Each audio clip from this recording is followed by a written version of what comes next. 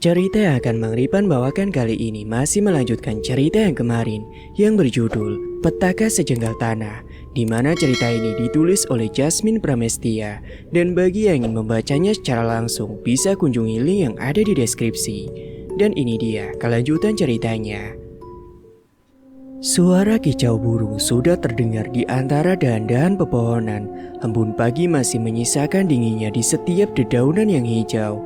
Tanah masih terlihat basah sisa-sisa hujan semalam. Musli pulang hampir pagi. Dia datang dalam keadaan mabuk berat, membuat sang ibu dan adik terkejut. Seumur-umur Musli tidak pernah mabuk-mabukan. Entah kenapa setelah kematian ayahnya, Musli menjadi pembangkang. "Mau jadi apa kamu, Tole?" Sang ibu memukuli putranya, tapi percuma. Musli tidak merasakan apa-apa. Saat hendak memukulinya lagi, dia dilarang oleh Nirmala, dan mereka pun membiarkan Musli tidur di kamarnya. Pagi ini, Nirmala berdiri di dekat meja makan. Pandangannya tertuju pada rak bambu. Wadah bumbu nampak kosong dan mulai habis isinya. Gadis cantik berlesung pipi itu gegas memeriksa isi kendi yang biasa untuk menyimpan beras. Ketika kendi dibuka, hanya tersisa sekaleng beras. Dia pun bingung, jika dimasak sekarang, malam nanti belum tentu bisa makan. Sungguh, Nirmala merasa bingung. Gadis 20 tahun itu terduduk lemas di kursi. Pandangannya tertuju pada ibunya yang termenung di teras dapur. Seperti biasa, ibunya menatap nanar makam ayahnya. "Ngelamun terus, Nyai," seru tetangga yang kebetulan melintas. Turia tidak menyaut.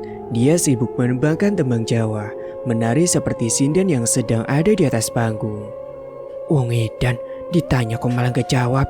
Tetangga yang memakai topi caping itu pun langsung berlalu meninggalkan Turia. "Kamu lihat, Kang, orang-orang menganggapku gila. Mereka tidak tahu bagaimana rasanya kehilangan. Iya kan, Kang?" Gumam Turia sendiri.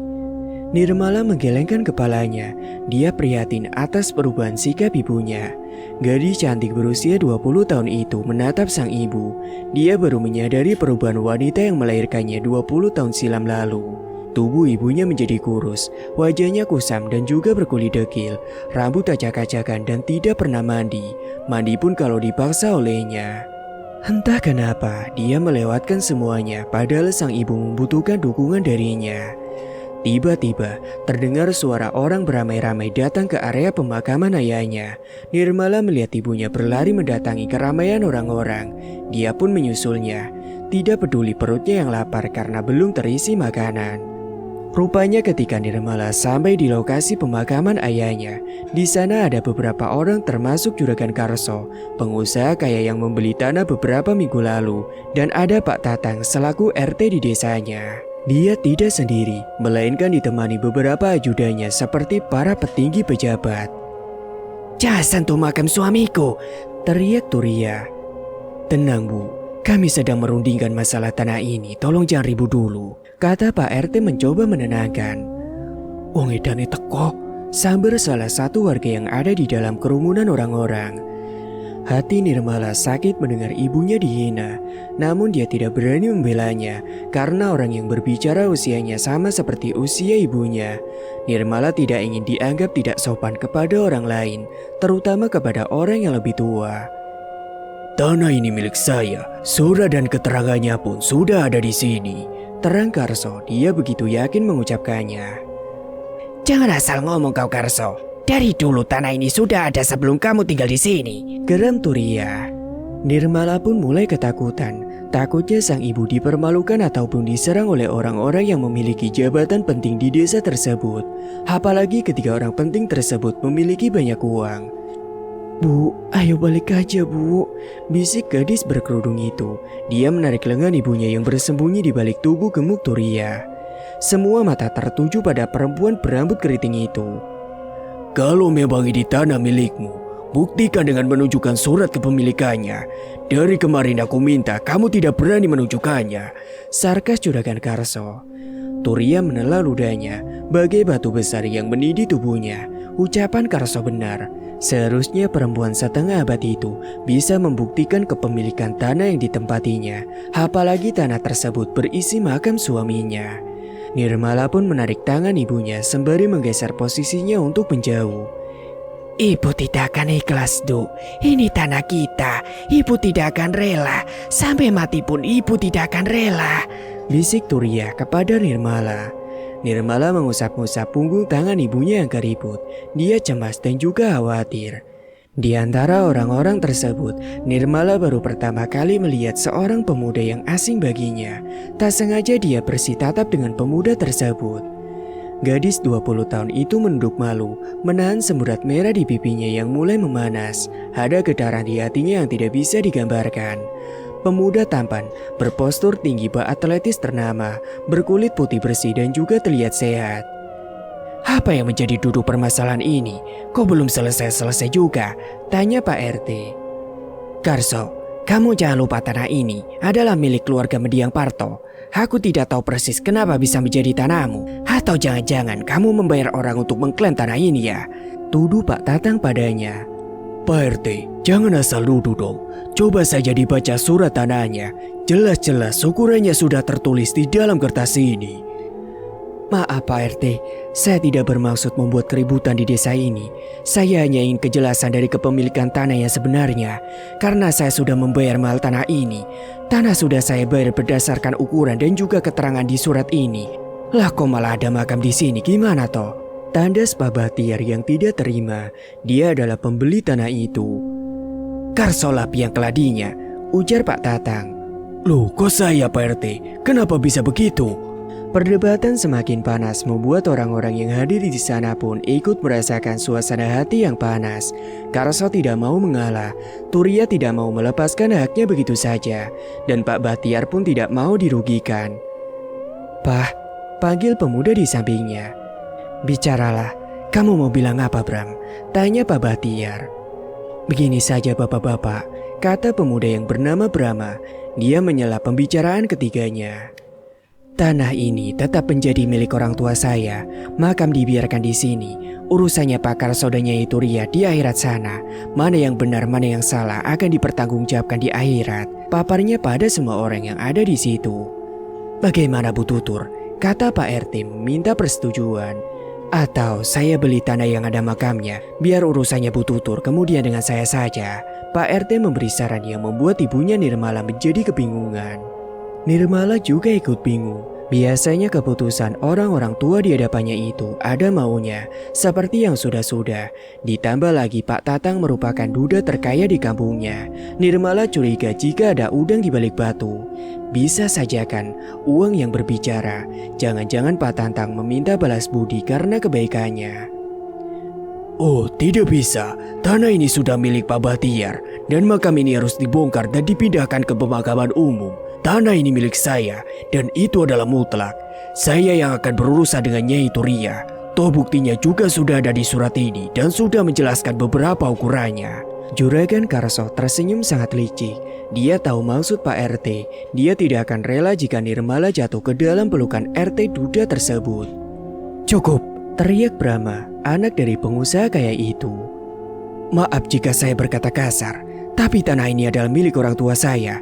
Biarkan makamnya di situ." "Tapi Bram, Papa yang akan menjalankan usahanya kan? Brahma di sini, Papa tidak usah khawatir. Toh kuburannya tidak akan mengganggu," ujarnya sambil menunjuk makam Parto. Semua pasang mata menatap pemuda tampan bertubuh kekar itu. Kalau dilihat-lihat, wajahnya mirip dengan aktor ternama Indonesia, yakni Joe Taslim, putih dan tampan seperti dirinya. Itulah Brahma, pemuda 27 tahun yang menggetarkan hati Nirmala. Seperti yang Brahma bilang tadi, urusan tanah ini telah selesai, biarkan makamnya ada di situ. Nah, untuk urusan di akhirat nanti, Pak Karso dan Punyai Turialah yang menanggung sendiri. Karena kita tidak tahu yang mana yang benar dan milik siapa, punya siapa tanah ini. Kita hanya beli, dibayar dengan kontan. Sekarang keputusannya ada di Nyai Turia. Brahma menoleh padanya. Nirmala menunduk sambil melirik ibunya. Pilihan ada di tangannya. Brahma kemudian mempertegas lagi. "Benar apa kata masnya? Nggak usah diperpanjang. Kasihan sama almarhum," seru beberapa warga yang ada di situ. Nirmala tahu jika ibunya masih menaruh dendam kepada Juragan Karso. Dari cara memandang ibunya menatap pria perut buncit itu sangat terlihat jelas. Oke, kalau begitu, aku akan berurusan dengan Karso. Biarkan makam ini di sini agar suamiku menjadi tenang. Tapi Karso, urusan kita belum selesai. Toria tersenyum dengan sinis. Nirmala ketakutan. Dia tergagap, bibirnya gemetaran. Nirmala juga tahu bahwa mungkin Karso akan terus mengganggunya. Lelaki tua itu masih mengincar Nirmala. Siapa sih yang tidak tergoda dengannya? Cantik sudah pasti, berkulit kuning langsat, hidungnya juga mancung. Laki-laki dari berbagai penjuru desa dan kota pasti tergila-gila padanya. Banyak yang melamar tapi tidak satu pun ada yang menarik di hatinya. Nirmala, gadis cantik 20 tahun itu pandai bernyanyi, nyanyi di dalam hati. Singkat cerita, di kediaman Juragan Karso, dia tampak termenung memikirkan bagaimana caranya lamarannya diterima oleh Nirmala. Lelaki gendut dan berkepala plontos itu memijat pelipisnya, duduk di kursi terasa gelisah, bokongnya bagai dipanggang di bara api. Gusar sedikit diangkat, sedikit digeser dan sedikit berpindah kursi lain. Menjelang waktu maghrib, Karso duduk di teras halaman belakang sambil menikmati pemandangan senja yang sebentar lagi akan berganti dengan malam. Ada 2 gazebo di halaman belakangnya, biasanya tempat berkumpul para anak buahnya. Hari ini beberapa anak buahnya belum berkumpul semua. Ada sebagian yang diperintahkan mengawasi lahan, tambak, empang dan juga kebun-kebun kopi miliknya. Hanya ada Samsul, Bajang dan juga Panjul yang tengah asik bermain remi. Bukannya bersiap-siap untuk sholat, malah bermain kartu yang tidak ada faedahnya sama sekali. Ada apa toh Kang? Suara Mustila, istri tertuanya. Bikin kaget aja kamu. Pekiknya terkejut karena kedatangan sang istri yang tiba-tiba muncul kayak kuntilanak. Ada apa-apanya? Bukannya menjawab, Karso malah balik bertanya. Wanita kembali itu mendaratkan bokongnya ke kursi di sebelah suaminya. Wajahmu Kang kelihatan gelisah. Alisnya yang mirip tanjakan mau terangkat satu seolah menyelidiki suaminya. Tidak ada. Aku hanya ingin melamun saja. Apa pedulimu? Biasanya kalau seperhatian tadanya kamu ada maunya. Kamu mau apa? Karso menatap perempuan 48 tahun itu. Enggak mau apa-apa Kang. Dari kemarin kamu kelihatan gelisah. Apa Turia masih ngotot menguburkan mayat suaminya di sana? Tugasnya pada Karso. Mustila, perempuan satu-satunya di hati Karso kala itu. Tapi itu adalah janji lamanya. Nyatanya ada janda yang manggal, kemudian diembat juga. Tidak cukup 2 istri, Karso menikahi gadis di desa sebelah. Hingga istrinya pun genap menjadi 3 orang. Mustila, Saroah, dan juga Mayang. Ketiganya memiliki anak masing-masing 1. Hidup bergelimang harta setelah menikah dengan Mustila. Kekayaan lelaki 55 tahun itu bertambah sangat banyak. Yang namanya laki-laki diuji ketika bergelimang harta. Dia mengingkari janji suci terhadap Mustila. Terang-terangan dia ingin menambah sang istri, mentang-mentang punya banyak uang. Dasar lelaki yang payah. Sudah azan Kang, buruan sholat, kata Mustila sambil menggami tangan suaminya. Alah, kamu aja, tidak usah bawa-bawa aku. Aku ini adalah pendosa. Rasanya ibadahku tidak akan diterima. Karso menggaruk-garuk kepalanya yang tandus itu. Bila malam tiba, rasanya seperti mirip lampu taman. Mau pendosa, penjahat, pezina, dan pembunuh sekalipun, tetap wajib sholat Kang. Tuhan tidak pandang bulu. Itu sudah kewajiban kita sebagai umat muslim. Seru Mustila kesal, namun sang suami tidak bergeming. Pikirannya melayang memikirkan Nirmala. Diterima atau tidaknya, itu urusan Allah. Ceramah saja kau. Di masjid saja sana. Karso beranjak dari tempat duduknya sambil bertolak pinggang. Ibadah itu urusanku dengan Tuhan. Urusanmu denganku, mengabdi sama suami, tunduk dan patuh. Apa kau paham? Daripada berdebat, Mustila pun memilih pergi meninggalkan suaminya. Hanya bisa mengelus dadanya sambil menahan gejolak air matanya yang siap meledak. Mustila, wanita sosialita, tapi dia baik. Make upnya cetar membahana, memiliki 2 alis yang menanjak seperti tajakan maut bagi yang melihatnya. Bibir seksi bak perawan desa, merah merona bagai nenek sihir pemakan bayi. Namun tenang saja, dia itu adalah orang baik. Berbeda dengan Kang Mas, seru istri mudanya, yakni si Mayang. Wanita inilah saingan Mustila. Tetap tenang, Karso masih mencintai istri tuanya, ya meskipun dirinya itu tukang kawin. Apa? Tanya Karso sambil mengisap rokok cerutunya. Kumis tebalnya berkedut, halama tebalnya macam kemoceng pembersih debu meja. Mayang Sari, usianya masih terbilang muda, 27 tahun. Dia paling manja. Selain manja, dia juga judes macam singa lagi datang bulan. Bulanan dong Kang. Dia membalik telapak tangannya ke atas, sengaja mengayunkan bibirnya agar terlihat imut. Nanti malam saja, sekalian jatah malam. Karso mencolek dagu istrinya. Mayang pun paham maksud suaminya. Wanita yang memiliki toko emas berjalan itu pun berlalu begitu saja. Juragan, sapa Panjul, anak buahnya yang paling lemot.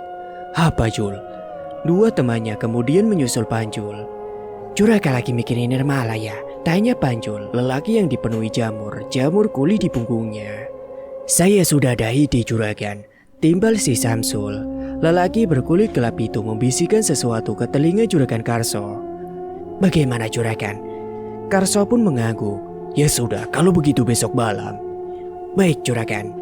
Keempatnya sedang merencanakan sesuatu. Ada senyum manis terpancar dari wajah si Karso. Singkat cerita, pukul 20 di kediaman Nirmala, ketiganya duduk di kursi meja makan, menyantap makan malam bersama. Nirmala hanya menyediakan menu ala kadarnya, sayur cah kangkung dan juga tahu goreng, hasil dari menjual sayuran dari kebun peninggalan ayahnya. Nirmala, dia menatap lekat sang kakak. Akhir-akhir ini lelaki bertubuh sedang itu mengunci bibirnya, mengatakan sepatah kata pun kalau ada keperluan mendesak. Kemudian pandangannya tertuju pada ibunya. Sama halnya dengan sang kakak, wanita itu diam 1000 bahasa. Tidak ada omelan dan juga ocehan khas seorang ibu terhadap anaknya. Tubuhnya semakin kurus dan tidak terurus. Padahal gadis cantik berjilbab hijau toska itu sudah memperhatikan dan memeriksa kondisi sang ibu. Entahlah kenapa Turya bisa sangat dekil dan kurus. Kadang Nirmala merasa curiga dengan ibunya. Beberapa hari ini, sang ibu pergi tanpa pamit dan pulang-pulang selalu menjelang senja. Bu, satu kata telah meluncur dari Musli. Wanita yang dipanggilnya hanya menatap hampa padanya. Keduanya pun hanya saling bersih tatap. Musli mau menikah, Bu. Sang ibu meletakkan sendok di piringnya, menggagalkan niat menyuapkan makanan ke dalam mulutnya. Menikah sama siapa, Bang? Tanya Nirmala. Perempuan. Hah, ditanya kok malah gitu? Gadis itu mendecak kesal. Dia. Musli nampak kesulitan menelan ludahnya, seperti ada yang menyangkut di tenggorokannya. Terlihat naik turun tonjolan di lehernya. Kenapa? Perempuan yang mana? Tanya Turya datar. Nirmala menatap sang kakak, hatinya kesal melihat laki-laki di hadapannya terlalu bertele-tele. Ini bukan momen yang tepat. Kematian ayahnya belum genap 40 hari. Sang kakak sudah kebelet minta kawin. Apa kata orang nantinya bersenang-senang masih dalam suasana duka. Namanya Juwita. Dia hamil. Musli pun menunduk. Apa? Kau mengamilinya? Ibunya melotot lebar. Dia syok mendengar perkataan dari Musli. Pun sama dengan sang adik, Nirmala menganga lebar. Nasi yang belum sempat dikunyah tertelan di lidahnya. Bukan Musli yang mengamilinya. Tapi apa Bang? Dari tadi kau ngomong kayak bekicot mulu. Nirmala berujar kesal. Hening tidak ada lanjutannya. Mereka asik menghabiskan makanan di piring mereka masing-masing. Kemudian Musli menarik napasnya dalam-dalam. Dia ambil Juragan Karso. Apa? Sebuah tamparan dan guyuran air minum mendarat sempurna di wajah si Musli. Terasa panas tapi tidak sepanas hati ibunya. Lagi-lagi ini tentang Karso. Kenapa kamu yang menikahinya? Bentak sang ibu. Nirmala mencoba mencekal lengan perempuan itu. Dia tidak ingin melihat ibunya membabi buta mengejar kakaknya tanpa mendengar penjelasan terlebih dahulu. Bu, tenang dulu. Dengerin penjelasan dari Abang Musli dulu, jangan asal pukul. Jaga Nirmala. Nirmala kaget sekaligus marah setelah kematian sang ayah. Cobaan silih berganti mendatangi keluarganya. Kakak laki-lakinya mendadak minta kawin, tapi wanitanya hamil duluan. Kenyataan yang paling mengejutkan, dia dihamili laki-laki lain, yakni Juragan Karso. Nirmala tidak habis pikir kenapa sang kakak bisa begitu. Geram, marah, dan ingin menjambak kakaknya, tapi dia takut kakaknya gegar otak. Kenapa kau mau menikahinya? Apa tidak ada wanita lain selain dia? Bu, maafin Musli. Musli terpaksa. Karena... Bagai disambar petir di atas kepala, Nirmala dan ibunya terkejut setengah matang. Pernyataan pemuda si hitam manis itu seperti pecut yang menyabuk tubuh dua wanita kesayangannya. Nirmala melepaskan cengkraman tangannya, membiarkan sang ibu memukuli kakaknya. Nirmala berpikir kakaknya memang pantas dipukul. Hatinya terlanjur kecewa sebagai seorang adik. Gadis itu tidak habis pikir soal kakaknya. Biasanya sang kakak tidak pernah gegabah setiap mengambil suatu keputusan. Namun keputusan dan pilihannya kali ini membuatnya benar-benar sakit kepala. Kenapa kamu tega, Le? Mau taruh di mana kalau orang-orang tahu kalau kamu menikahi wanita hamil, ha? Pakik ibunya bertubi-tubi. Nirmala menatap Iba ke arah Musli yang hanya diam saja dipukuli. Dia diam tanpa perlawanan. Sudah dipaksa untuk mengaku dan berterus terang, Musli masih tetap diam, seolah rahasianya sangatlah berharga. Ngomong bang, ada apa? Apakah abang diancam juragan Karso? Selidik Nirmala. Namun Musli masih tetap bungkam, merahasiakan sesuatu dari ibu dan juga adiknya. Ibu tidak akan setuju. Ibu tidak akan merestui hubungan kalian. Pekik Turia, sang ibu terduduk di lantai tanah sambil menangis di bawah kaki meja. Nasi di piringnya tadi belumlah habis, ingin ditelan sudah tidak berselera. Jangan-jangan abang tergoda sama iming-iming juragan ya? Nirmala menatapnya dengan tajam. Musli meliriknya sekilas. Dia menarik napas dalam-dalam, menelan ludah sendiri pun rasanya sulit sekali. Seperti ada yang nyangkut di tenggorokannya, bak duri buah kedondong. Musli pun kemudian beranjak berdiri. Tetap di situ Musli, ibu belum selesai berbicara. Jaga ibunya. Musli membalikkan badan dan menatap nanar ke arah ibunya. Dia menyimpan amarah hingga membuat kedua matanya memerah dan berkaca-kaca. Bukannya ibu dari tadi memukuliku. Kapan berbicara? Ibu seperti orang gila mengamuk kesetanan. Memangnya salahku apa? Sudah Musli bilang berkali-kali, Musli tidak mengamilinya. Juragan Karsola yang mengamilinya. Dan juragan juga yang memaksa Musli untuk menjadi suami Juwita. Apa itu salah? Dadanya naik turun seperti gelombang laut yang sedang sangat pasang. Gelombang nada bicaranya pun terdengar bergetar. Lagi pula, Musli juga mencintainya, Bu. Kedua mata Nirmala terbelalak lebar. Tapi bang, kamu tidak usah ikut campur. Ini bukan urusanmu. Aku hanya memberitahu kalian bahwa aku tetap akan menikahinya. Tidak peduli bayi siapa yang dikandung Juwita. Aku bukan manusia bodoh sepertimu, Nirmala. Musli tersenyum sinis menatap adiknya sendiri. Maksud abang apa, bang? Tanya gadis itu dengan polos. Kamu yang bodoh. Setiap laki-laki yang datang melamarmu, malah kamu tolak. Coba saja kamu terima pinangan mereka lalu menikah. Sudah pasti hidupmu akan bahagia. Tidak menyusahkanku lagi dan juga orang tua. Nirmala terdiam. Air matanya mendobrak pertahanannya. Baru pertama kali hatinya terluka dan juga kecewa karena ucapan abangnya. Dia juga baru tahu jika selama ini sang kakak menganggap dirinya hanyalah sebagai beban. Aku akan menikahinya, titik. Ibu melarang, bahkan tidak merestui, itu terserah. Aku tidak peduli. Pemuda itu pun beranjak dan meninggalkan keduanya. Nirmala dan ibunya membisu, hanyut dalam pikiran mereka masing-masing. Laki-laki Karso, harusnya dia mati di telan bumi agar tidak membuat orang lain menderita. Semena-mena sesukanya, tunggu saja pembalasanku. Ini tidak bisa kubiarkan. Akan kubuat dia merasakan apa yang sudah aku rasakan. Orang lain yang makan angkanya, putraku yang malah kena getahnya. Ucap Turia yang kala itu tidak didengar oleh Nirmala. Nirmala mengerutkan keningnya. Gadis cantik itu tidak mendengar ucapan ibunya. Musli menyimpan sebuah rahasia yang tidak bisa dijelaskan kepada ibu dan adiknya.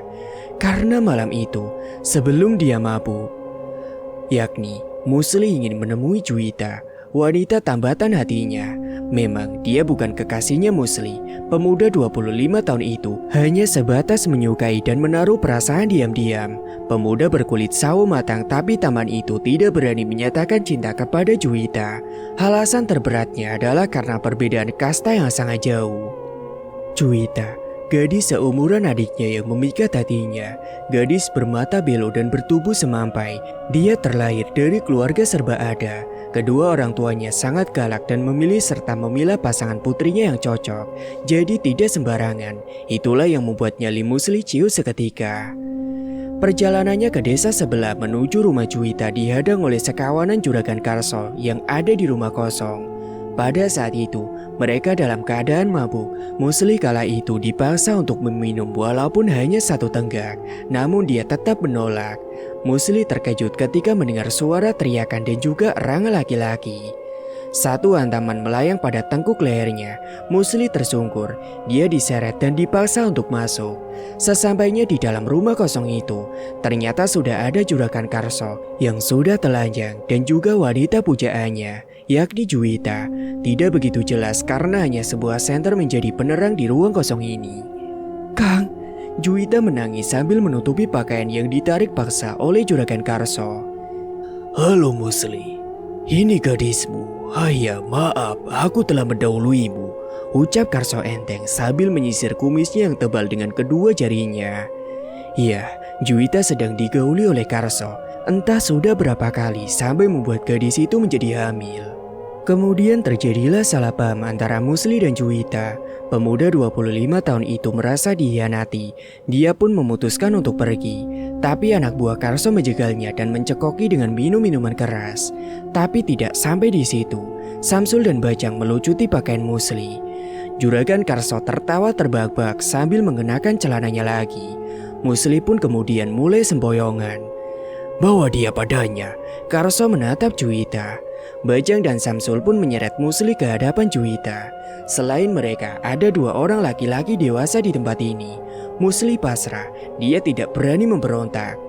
Tubuhnya didorong hingga tersungkur ke dalam pelukan Juwita. Juragan Karso bertolak pinggang berdiri menghadap Musli dan juga Juwita. Hai Musli, bocah ingusan, menikahlah dengannya dan rawatlah benih yang kutanam di rahimnya. Enak saja dia datang-datang meminta pertanggungjawaban dariku. Bukankah kamu tahu aku tidak tertarik dengan Juwita? Aku lebih tertarik dengan Nirmala. Musli pun bingung dan bercampur kaget karena mengetahui Juwita sedang hamil. Kau hamil? Juwita mengangguk. Kedua pipinya dibanjiri oleh air mata yang terus saja mengalir tanpa berhenti. Betapa hina dan terluka hatinya. Jika kamu menerima tawaranku, pernikahanmu akan kuberi modal. Kamu tinggal bilang saja mau berpesta 7 hari 7 malam pun, aku bisa memenuhinya. Aku akan membiayai semua itu. Juragan menyalakan cerutunya, kemudian disesapnya, kemudian mengembuskan asap putih ke udara. Setelah kamu menikah dengannya, bujuk adikmu untuk menikah denganku. Kalau kamu menolak tawaranku, jangan coba-coba lari dari masalah ini. Kau kuanggap yang telah menodai Juwita. Kamu akan kuseret ke kampung-kampung dan juga menggiring kalian. Apa kamu paham? Seperti ribuan jarum yang tertanam di tenggorokan Musli. Betapa sulitnya ketika dia menelan ludahnya sendiri. Dipaksa pun terus sakit. Ini sebuah pilihan yang menyulitkan. Memang dasar Karso yang licik. Bagaimana? Pikirkan ini dari sekarang. Aku tunggu selama 10 menit. Musli memandangi Juwita. Meninggalkannya itu tidak mungkin, apalagi mendengar ancaman juragan Karso. Pastinya lelaki bandot itu tidak main-main dengan ancamannya. Kalaupun Musli menolak, nantinya dialah yang malu diarak keliling ke kampung. Astaga, membayangkannya saja rasanya sudah malu, apalagi benar-benar sampai terjadi. 10 menit, seru Bajang. Terima saja Kang, kamu bebas setelah menikahiku mencampakkan atau membuangku, bisik Juwita. Sambil menutupi dadanya dengan pakaian yang tidak sempat dipakainya. Baik, saya terima tawarannya. Bagus. Besok pagi temui aku di rumah. Ambil semua yang kamu inginkan. Besok pagi juga aku akan menemui orang tua Juwita. Kamu tinggal terima beres. Tapi ingat, setelah menikah, bujuklah adikmu agar menikah denganku. Juragan Karso pun menatap anak buahnya satu persatu. Mereka tahu apa yang diperintahkan tuannya melalui tatapan matanya. 3 orang anak buahnya mencekoki Muslih dengan minuman. Lalu mereka pun pergi meninggalkan Juwita dan Muslih di rumah kosong itu.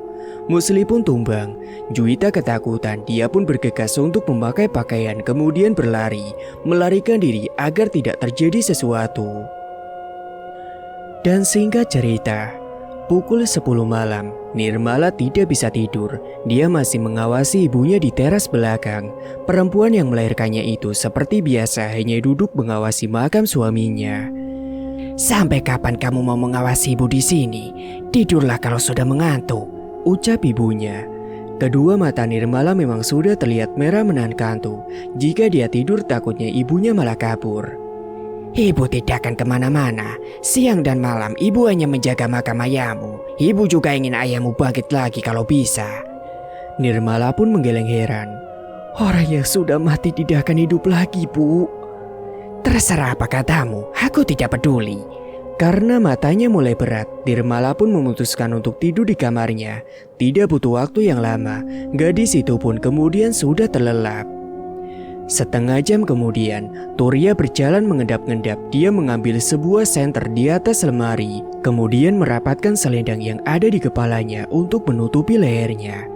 Perempuan setengah abad itu keluar melalui pintu belakang, kemudian menutup pintunya.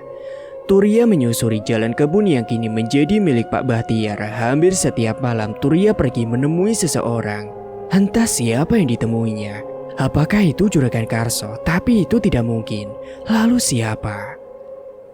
Nirmala terbangun, terbesit di pikirannya nama ibunya yang membuat kantuknya menjadi sirna. Ibu, iya, dia memikirkan Turia. Di tempat tidurnya tidak ditemukan keberadaan sang ibu. Gegas Nirmala pun keluar dari kamarnya. Dia juga memeriksa kamar Muslih.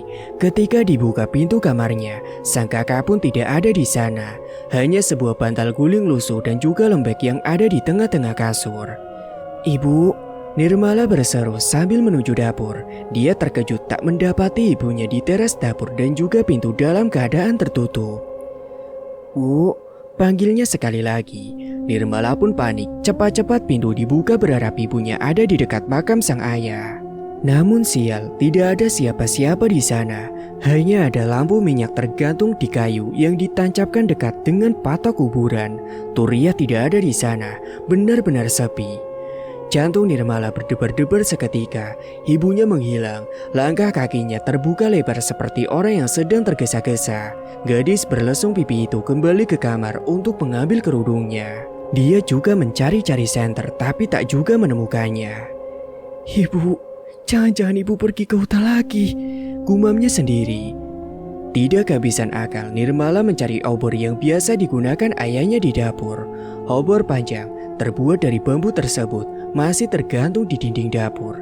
Dia pun meraihnya, mencabut sumbu dan melihat isi minyak tanah tersebut. "Pergi kemana sih ibu?" Nirmala membatin sambil menyalakan obor yang ada di tangannya. Demi sang ibu, dia mendadak menjadi pemberani. Nirmala mengarungi malam yang gelap itu sendirian mencari Turia. Di depan makam ayahnya, Nirmala berdiri sambil mengedarkan pandangannya. Samar-samar menangkap cahaya senter dari dalam hutan yang sudah dibeli pengusaha kaya tersebut. "Apakah mungkin itu ibu?" tanyanya dalam hati. Kaki jenjangnya melangkah lebar mulai menyusuri jalan kebun yang gelap. Api obor mulai menggila kala angin meniupnya, meliukan cahayanya ke kanan dan ke kiri. Sapuan angin malam pun mulai membangunkan bulu kuduk miliknya, berembang seketika. Nyanyian binatang malam membersamainya mencari Turia. Gembletak giginya karena kedinginan membuat suaranya terdengar di telinganya sendiri. Aroma bunga kopi dan berbagai bunga tumbuhan hutan menyapa indera penciuman gadis kuning langsat itu. Kakinya basah manakala menyentuh daun rerumputan yang berselimut embun malam. Langkah Nirmala dipercepat mengikuti gerakan langkah ibunya. Ingin berteriak, tapi tidak mungkin. Tenggorokannya mendadak kaku. Gadis bermata belo itu yakin jika cahaya senter di depannya itu adalah ibunya. Pasalnya beberapa waktu yang lalu, Nirmala pernah mengikuti Turia secara diam-diam. Sadar dibuntuti, Turia mengajaknya langsung pulang. Pernah suatu pagi Turia didapati warga tertidur di jalan setapak menuju kebun-kebun warga. Mereka pikir perempuan bertubuh kembali itu mati. Saat ditanya, dia hanya menggeleng-geleng seperti orang linglung. Terdengar suara burung hantu di antara pohon-pohon trambesi yang terdengar menyeramkan. Semoga saja Nirmala tidak bertemu dengan kuntilanak yang menggendong bayi. Konon katanya di kebun kopi dan juga pohon-pohon trambesi ada wanita bergaun putih di situ. Semoga saja itu tidak ada. Nirmala bergidik, bulu kuduknya kian meremang. Dia mengingat sesuatu kata orang. Kalau bulu kuduk berdiri itu tandanya ada sesuatu yang ingin menampakkan dirinya. Tapi tidak semua orang begitu. Bisa saja kan merinding karena lagi kebelet buang air besar atau mulus karena diare. Gara-gara memikirkan kata orang, Nirmala pun kemudian kehilangan jejak ibunya. Nirmala berdiri di tengah-tengah hutan seorang diri. Bodohnya dia, kenapa menguntit ibunya sampai di sini? Gadis berkerudung besar itu menghentikan langkahnya. Kedua matanya awas mengitari kebun kopi. Berkali-kali berusaha menelan ludahnya, tapi rasanya sulit sekali. Bagai biji durian yang nyangkut di kerongkongan. Butiran-butiran air keringat mulai membasahi pelipisnya yang lebat. Jantungnya berdebar, bagai mendapatkan undian kupon. Pikirannya kacau, kemana gerangan ibunya berada? Bagaimana kalau dia diterkam duda? Bukan, tapi harimau. Bagaimana kalau dia bertemu ular? Bagaimana kalau dia bertemu kuntilanak yang sedang gendong bayi pocong? Sebenarnya ada yang lebih menakutkan dari semua itu. Bagaimana kalau dia bertemu dengan Karso? Itu akan lebih bahaya. Aroma melati bercampur daun pandan menghampiri indera penciumannya. Hidungnya kembang kempis menghirup aroma aneh tersebut. Fix, ini menakutkan. Beberapa saat Nirmala pun mencoba menunggu kehadiran eksistensi makhluk lain, namun tidak kunjung muncul. Namun ternyata aman. Mungkin hanya perasaan takut saja. Dia pun mengelus dada dari dalam kerudung besarnya. Nirmala mencoba mengingat jalan setapak yang dipenuhi semak perdu di hadapannya. Dia hafal betul, hampir setiap hari ke sini sekedar mencari tumbuhan pakis untuk disayur, atau sebatas lewat menuju rumah-rumah warga sebagai jalan pintas. Hatinya pun bimbang, maju atau kembali ke rumah. Maju kehilangan langkah ibunya, mundur pun sudah terlanjur jauh. Pikirannya pun mendadak menjadi buntu. Tiba-tiba cahaya sorot senter kembali menyala. Napasnya mulai lega. Nirmala bergegas mengikuti ibunya dengan berlari kecil. Dalam hati kecilnya, dia tidak ingin kehilangan jejak Turia lagi. Setelah mengikuti beberapa menit, dia merasa heran kenapa ibunya keluar dari jalur menuju jalan rumah Juragan Karso. Nirmala sekilas melihat ibunya tidak hanya membawa senter, dia juga membawa seutas tali. Ibu? Katanya tergagap, napasnya seperti di ujung tanduk. Nirmala bersembunyi di balik pohon pisang. Gegas api obor dimatikannya. Ujung sumbu digosokkan ke tanah yang lembab. Seketika apinya pun langsung padam. Samar-samar terdengar suara beberapa orang laki-laki. Bersamaan dengan itu sorot cahaya senter ibunya pun menghilang. Mungkin saja Turia bersembunyi atau berlari kencang.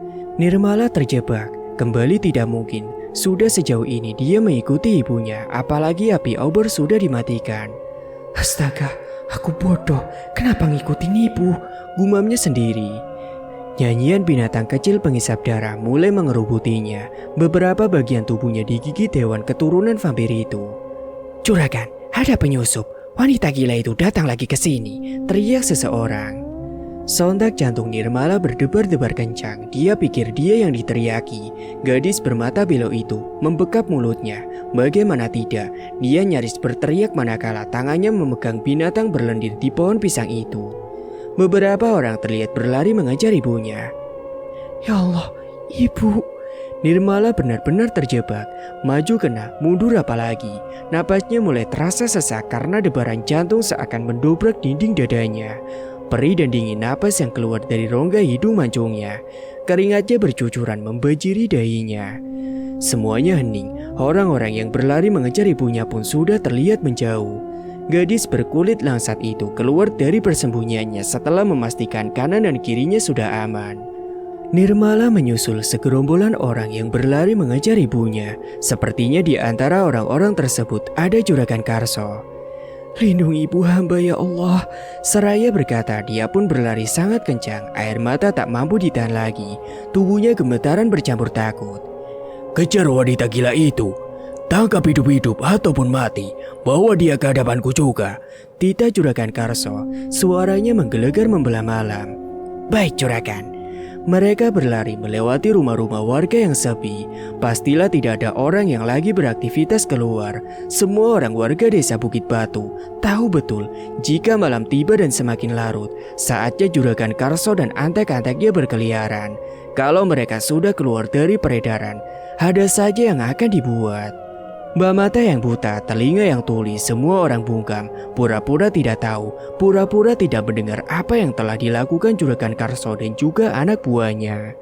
Nirmala membekap mulutnya sendiri, napasnya tersengal membuat jantungnya semakin sakit. Seluruh tubuhnya basah, panas dingin suhu di wajahnya.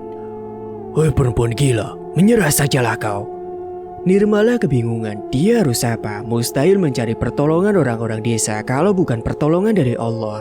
Hadapun yang dapat menolongnya yaitu Pak Tatang, ketua RT Duda. Nirmala pun mengurungkan niatnya. Dia atau Karso itu sama saja. Gadis semampai itu menghentikan langkahnya, menghirup udara dan mengatur napasnya. Gagang obor masih di tangannya. Seseorang menepuk pundaknya dan Nirmala pun melotot. Juragan, ada rusa betina masuk perangkap kita, seru seseorang yang menepuk pundaknya. Nirmala pun langsung lemas, dia pun berbalik. Sial. Lelaki berkumis tebal, berkulit legam dan rambut klimis, yakni Narso. Dia pemuda yang sangat menjijikan. Bau jigong, gigi kuning dan juga kurapan. Jamur kulit di tubuhnya seperti tato bertinta putih, mirip kembang api, di leher, di punggung dan juga di dagu. Lelaki 35 tahun itu menarik lengan Nirmala. Tentu saja Nirmala tidak bisa berkutik. Lelaki bau kemenyan itu bertubuh besar macam raksasa. Tangan Nirmala pun dikunci. Entah bagaimana nasibnya sekarang. Nirmala terlambat manakala hendak memukul Narso dengan gagang obor. Percuma saja manis. Gagang obor direbut paksa lalu dibuang Narso ke arah semak-semak. Juragan Karso berbalik menghampiri Narso. Bak ketiban rembulan yang bersinar terang. Karso pun kegirangan. Kedua matanya berbinar terang mengalahkan terangnya cahaya bintang malam itu. Wah. Rusa bertidak yang masuk ke kandang macan. Apa kabarmu? Karso mencolek dagu Nirmala. Nirmala pun menepis kasar, kedua kakinya menendang-nendang percuma. Seteguk kempetu ditelan Nirmala. Bagaimana bisa dia kecolongan sampai tertangkap? Astaga, dia sungguh ceroboh. Bawalah dia ke tempat biasa. Juragan Karso membelai kumisnya. Disambut gelak tawa anak buah si Karso. Wanita gila itu gimana Juragan? Kalau kau mau ambil saja, aku maunya yang ini. Nirmala pun dipaksa dinaikkan ke punggung Narso. Lepaskan dasar kurap. Tenanglah sayang, sabarlah sedikit. Kenapa kamu tidak sabaran banget? Karso meremas pantat Nirmala. Nirmala pun menangis. Dia bingung siapakah yang akan menolongnya. Memberontak pun percuma. Dia dikepung 5 orang termasuk si Karso. Lantas bagaimana nasibnya? Siapakah yang akan menolong gadis malang itu? Malam ini disaksikan bulan yang malu-malu di balik awan yang mulai gelap. Nirmala diembaskan ke lantai kotor di rumah kosong, tempat yang biasa digunakan para penjahat kelamin itu berpesta. Aroma lembab dan pengap khas rumah kosong menyambut indera penciuman. Ibu, tolong Nirmala bu. Abang, teriaknya yang pilu. Berteriaklah sesukamu, tidak akan ada yang menolongmu. Kedua tangan Nirmala dipegangi oleh Samsul dan juga si Jambang. Sementara Juragan Karso bersiap-siap ingin menjamah gadis malang itu. Sementara Narso dia bagian merobek dan melucuti pakaian Nirmala, termasuk kerudung besar yang selama ini dipertahankan gadis itu. Nirmala masih mencoba berteriak memanggil ibunya dan juga abangnya. Nirmala memberontak mencoba melepaskan tangannya dari cengkraman para lelaki yang haus hasrat birahinya. Kerudung yang selama ini dipakai untuk menutupi auratnya tergeletak di tanah begitu saja. Tersisa dalaman yang melekat pada tubuhnya yang molek. Dia masih tetap berteriak memanggil ibunya, yakni satu nama yang selalu dipanggil Nirmala, berharap perempuan setengah abad itu segera menolongnya atau kakak laki-lakinya datang untuk menjemputnya. Namun harapannya sia-sia, suara seolah terputus di antara harapannya. Kedua matanya pun tertutup embun cairan kristal meluncur dan membasahi wajahnya. Tolong Juragan, lepaskan saya, jangan koyak mahkota saya Juragan. Ucap Nirmala mengiba. Jakun juragan sudah naik turun seperti roller coaster. Dia tidak bisa membendung hasratnya yang kian membuncah. Ada pemandangan indah yang membuatnya menjadi menggila. Dia tidak peduli dengan teriakan Nirmala, tak peduli air mata tumpah dari gadis yang terus mengiba. Ruang yang pengap bercampur keringat para pendosa. Senter dinyalakan menerangi ruangan lembab itu. Dinding putih yang kotor dan rumput liar mulai tumbuh pada tembok tersebut. Keramik pecah dan retak. Ada pula yang menyisakan tanah hitam bercampur dengan lumpur. Gelap, pengap, gerah dan juga menggema. Teriakan Nirmala semakin melengking manakala Karso merogoh dan merobek mahkota Nirmala. Darah pun mengalir di antara kedua sela pahanya yang mulus dan berbulu halus.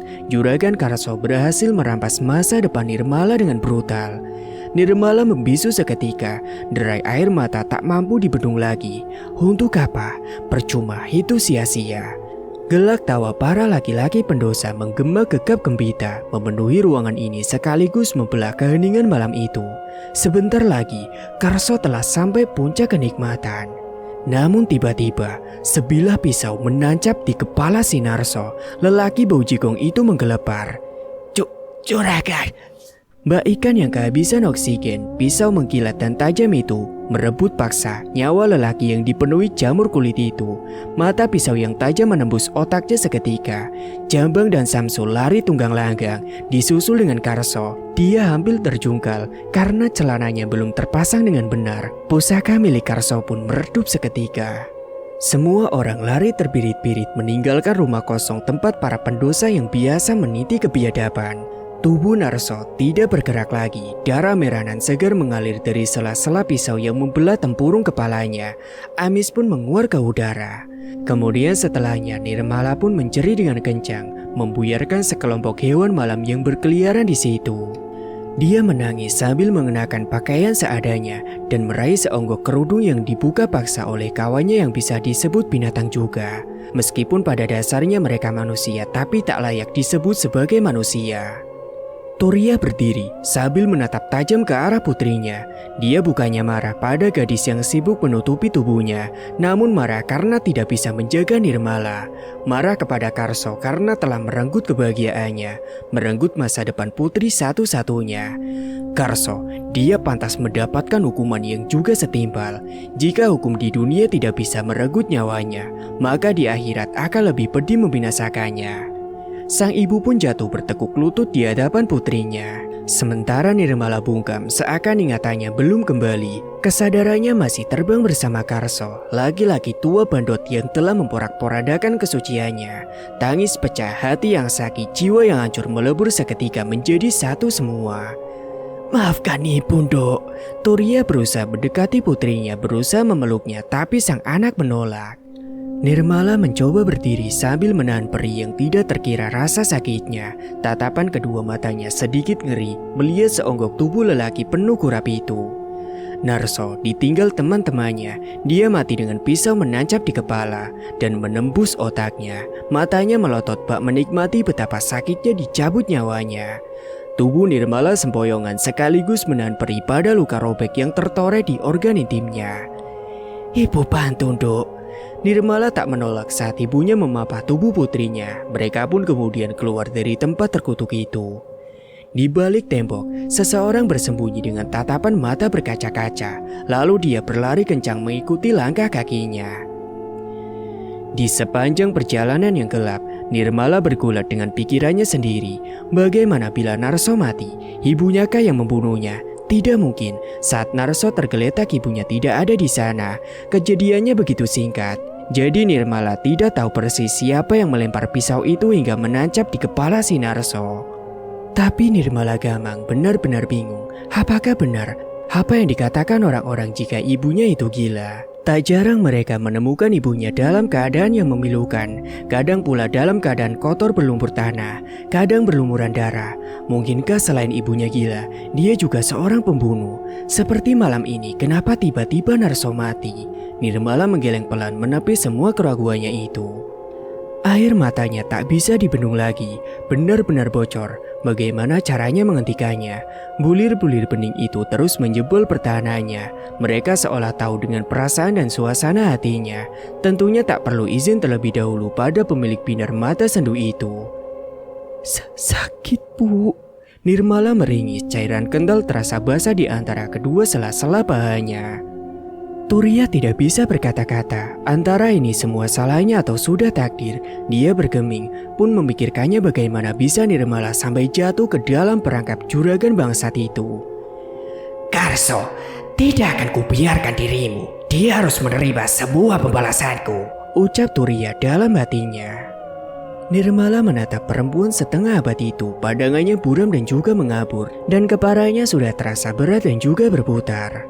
Dan tiba-tiba saja Nirmala pun terjatuh. Dia tergeletak di tanah, sang ibu tidak bisa menahannya dan dia pun ikut jatuh. Turia? Turia menoleh ke belakang. Siapa? Tanyanya. Turia gugup dan juga takut.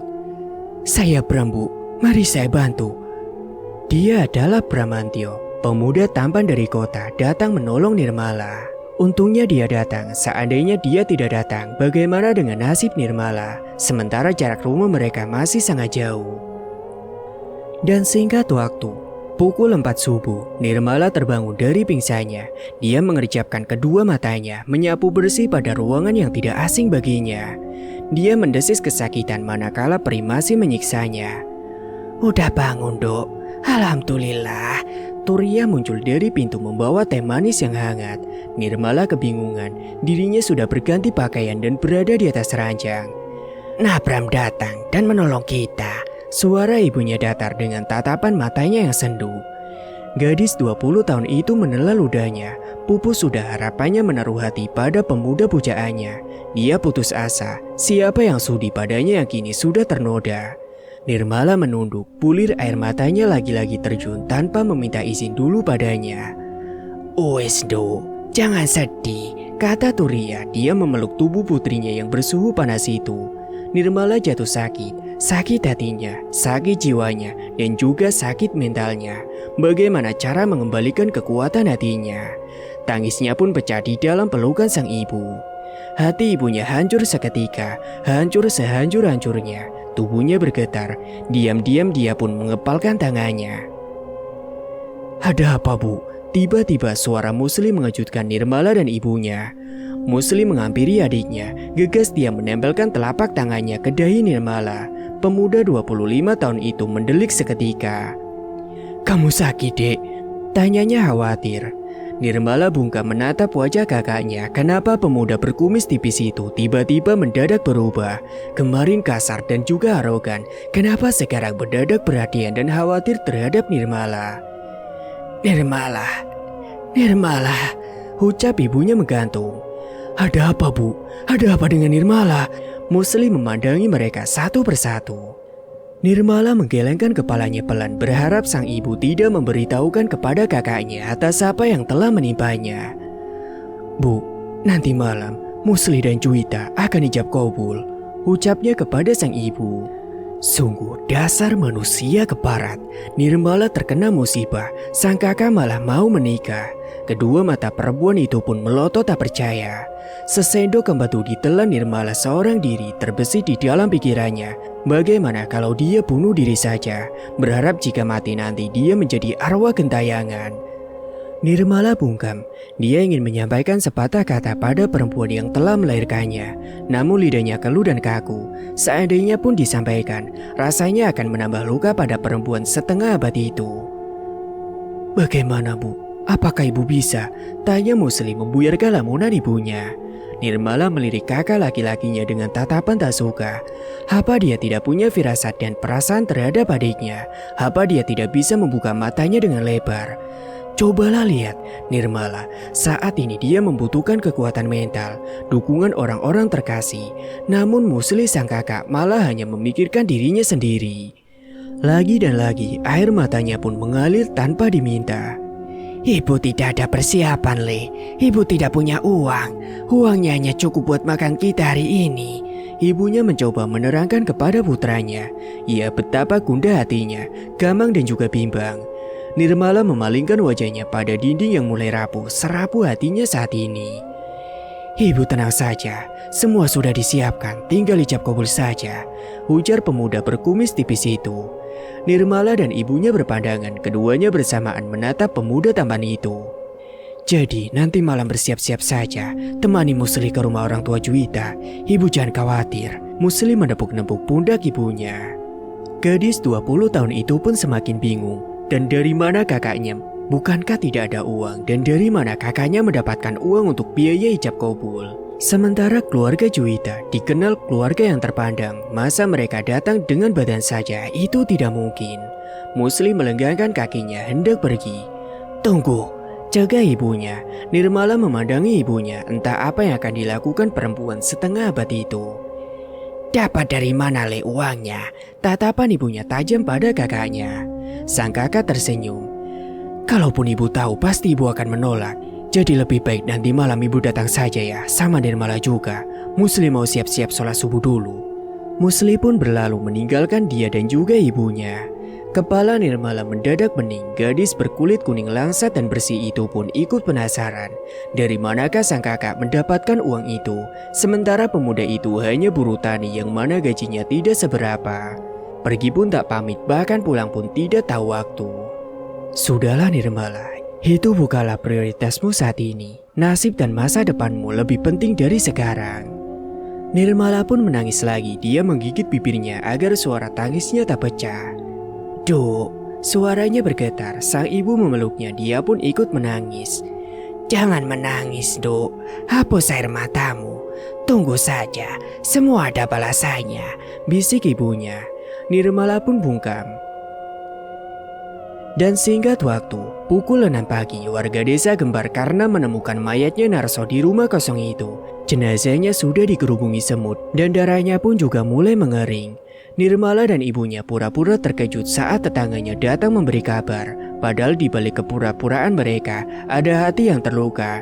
Nirmala, ya dia terpuruk, ingin rasanya mengakhiri hidupnya. Namun jika dipikir-pikir untuk apa, yang ada mati tak tenang, tidak diterima oleh bumi. Huru-hara kabar pembunuhan terhadap Narso gembar seperti gempa yang mengguncang desanya. Silih berganti, orang-orang bergosip dengan ria. Bertukar kabar cerita dari yang menduga-duga sampai mengada-ngada. Kawanan juragan Karso gegas ikut mengurus jenazah malang di rumah kosong itu. Mereka tahu segalanya tapi ikut bungkam. Sementara orang-orang sedang ribut dengan penemuan mayat Narso, Nirmala dan ibunya kedatangan tamu, yakni tamu yang istimewa. Bagaimana keadaan Nirmala, Nyai? Tanya pemuda bertubuh kekar itu. Nirmala hanya menunduk menatap lantai kamarnya. Dia tidak mau keluar dari kamar. Gadis itu hanya mendengarkan pembicaraan Bram dan juga ibunya dari dalam. Ya seperti itu nak Bram, masih belum mau makan, terang ibunya. Kejadian malam itu hanya Bram dan ibunya yang tahu. Semoga saja aib ini tidak disebarluaskan oleh Karso. Bram kala itu datang bersama temannya yang bernama Johan. Bolehkah saya menemui Nirmala, Nyai? Ibunya sedikit keberatan, takut ada fitnah. Saya akan membujuk Nirmala makan, ujar Bram memohon. Tapi, jangan khawatir, saya tidak akan menyakitinya, Nyai. Nirmala terkisap mendengar ucapan pemuda tampan dari kota itu. Bagaimanapun dia belum siap menemui siapapun, termasuk si Bram. Nirmala, sapanya di ambang pintu, pemuda bertubuh besar dan juga kekar itu menampilkan senyum manis untuknya. Di saat hatinya yang terkoyak, senyum pemuda itu membuat Nirmala meleleh, tenang dan sejuk. Dia bakal lupa tentang sakit yang menderanya. Makan ya. Bram pun bingung, pemuda bermata elang itu merasakan degup jantungnya berdetak dengan kencang. Ini pertama kalinya merayu perempuan. Bukan, maksudnya merayu gadis desa. Biasanya kalau gadis kota langsung menampakkan reaksi jika dirayu olehnya. Nirmala menggeleng pelan, dia menolak secara halus, bibirnya tampak pucat dan kering, tubuhnya yang lemas bersandar di dinding tiang ranjang. Tolong pergilah, jangan dekati aku ini sudah kotor. Nirmala menangis sambil menutupi wajahnya dengan bantal, di sanalah dia menangis tergugu. Aku malu, menjauhlah dari sini, usir Nirmala. Tidak usah malu, Bram. Tolong biarkan Nirmala tenang dulu. potong perempuan setengah abad itu yang menarik tangan pemuda tersebut dengan pelan. Bram pun menghela napasnya, kemudian keluar dari kamar Nirmala. Gadis 20 tahun itu berhenti menangis. Dia mengangkat kepalanya lalu memeluk kedua lututnya. Bagaimana kalau aku hamil? Dia terus mengulang-ulang kata itu. Dia menggeleng cepat dan mengusap wajahnya dengan kasar. Gadis bermata belo itu ketakutan. Sangat takut jika di dalam rahimnya tertanam benih laki-laki yang sangat dibencinya. Tidak, itu tidak mungkin kan? Apalagi kan saat hendak puncak klimak, Karso terkejut melihat Darso yang bergelimpangan dengan kepala yang tertancap pisau. Singkat cerita, malam pun tiba. Tepat pukul 8 malam, Nirmala merenung seorang diri di kamarnya. Kakak dan ibunya menghadiri acara sakral di rumah calon kakak iparnya. Dan malam ini akan terlaksana ijab kabul Musli dan Juwita. Nirmala memilih tidak ikut karena dia masih trauma dan takut. Takut bertemu dengan orang-orang yang membuatnya kehilangan keperawanan. Ya, itu adalah Karso. Laki-laki bandot bau tanah. Bila mengingat namanya, Nirmala kesal dan juga marah. Dia sangat membencinya. Andai membunuh tidak berdosa, sudah pasti akan dia lakukan. Tubuhnya berkeringat dan dia juga demam karena efek luka pada organ intimnya. Berjalan terasa perih dan pedih. Pun ketika buang air kecil, Nirmala menangis tidak tahan kesakitan. Dia berjalan tertatih menuju dapur sebab haus melanda kerongkongannya. Namun tiba-tiba listrik lampu padam. Ya, hanya padam di rumahnya saja. Ada seseorang yang sengaja mematikannya. Nirmala sayang, calon istriku. Mendengar suara laki-laki itu, kedua mata Nirmala terbelalak dengan lebar. Mulutnya menganga sangat lebar. Ya, itu tak lain adalah bandot sialan. Gegas Nirmala pun mencari tempat bersembunyi. Kedua langkahnya terpaksa diseret-seret sambil menahan perih. Gadis cantik itu bersembunyi di belakang lemari khusus menyimpan peralatan rumah tangga. Tubuhnya yang kecil sangatlah mudah bersembunyi di sana. Jantungnya berdebar-debar kencang, keringat mulai membasahi permukaan wajahnya. Namun terdengar suara gedoran keras dari luar membuat jantungnya semakin memompa dengan kencang. Alih-alih bisa bernapas, tapi tidak, seakan tercekat di tenggorokannya. Sayang, main petak umpet ya kamu. Kemudian Karso pun tertawa. Suara Karso tidak hanya sendiri, ada beberapa orang terdengar nyaring juga di sana. Kalian lewat belakang, seru Karso. Sontak membuat Nirmala semakin ketakutan. Tubuhnya menggigil seperti melihat hantu. Air mata mulai tumpah di pipi mulusnya. Sekuat tenaga dia menahan diri agar tidak menimbulkan suara. Dia bekap mulutnya dengan telapak tangannya sendiri. Napasnya seperti terdengar nyaring di telinganya. Apalagi detak jantungnya bagai guntur tepat di atas kepalanya. Di dalam hati kecilnya dia tidak henti-hentinya memanggil nama sang ibu. Berharap wanita setengah abad itu datang menolongnya lagi. Dan kali ini benar-benar membuat tubuh gadis cantik itu lemas tak berdaya. Bagaimana kalau dia ketahuan? Bagaimana kalau dia diroda paksa lagi? Jika semuanya terjadi lagi, ini benar-benar akan membuat hidupnya hancur berkeping-keping. Kemudian terdengar suara pintu didobrak. Lagi-lagi membuat Nirmala hampir mati berdiri. Suara langkah kaki tak hanya satu. Di mana kamu manis? Kamu di mana? Mendengar suara laki-laki itu, Nirmala mendadak kaku, merinding sekaligus ketakutan. Sorot cahaya senter ikut menerobos di antara kegelapan di ruang dapur. Cahayanya berpendar ke satu tempat ke tempat yang lainnya. Napas Nirmala seakan terhenti. Dia mencoba menahan napasnya sendiri saking ketakutan. Di bawah sana, di antara kedua pahanya semakin terasa perih. Suara itu semakin mendekat di tempat persembunyiannya. Dan salah satu di antara mereka memukul lemari itu. Hampir saja Nirmala berteriak karena dia kaget. Apakah sudah ketemu? Teriak Karso di depan sana. Dia sedang berusaha mendobrak pintu depan. Gak ada juragan.